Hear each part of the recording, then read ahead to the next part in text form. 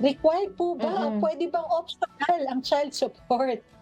Ano ba? Naku, Ano ba, required everyday, po, 'no? wala pong option, pinanganak niyo po yan. Oo, Kayo po ang ano niyan, ni-required siya dito sa ating hindi ko jurisdiction 'no, trip-trip lang required Attorney siya. Jane, ah. Mhm, Oo, required siya. oo, Hindi po puwedeng sabihin mo na wala kang pera, hindi mo masusuportahan kasi fair naman yung ating court. Sinasabi naman, yung isu-support naman nila, sasabihin nila sa'yo, ire-require nila na isu-support mo dun sa bata, eh, according naman sa iyong income.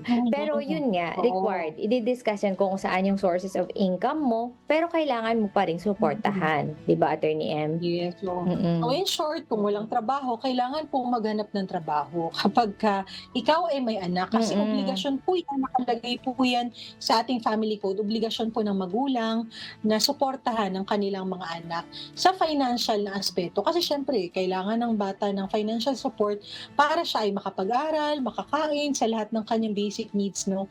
Obligasyon ng parehong nanay at tatay. At hindi lang, siguro Attorney J, siguro yung misleading or madalas naisip 'pag tatay ba, kailangan mas malaki yung suporta. So, kagaya ng sinasabi mo nga Attorney J, depende din kung magkaano yung income ng nanay at saka tatay. Hindi naman, may fixed amount, 'di ba? Kung kaya niyong mapag-agreehan yung certain amount, then go ahead, you go agree on an amount. Pero kung hindi, talagang puwede kang makasuhan sa korte para mag-petition for child support dahil ito po ay mandate, required po siya.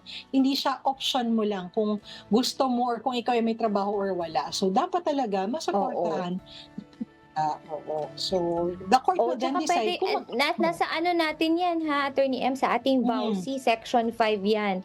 Yung ating, yes, oo, financial ano 'yan, financial, economic abuse kapag economic abuse.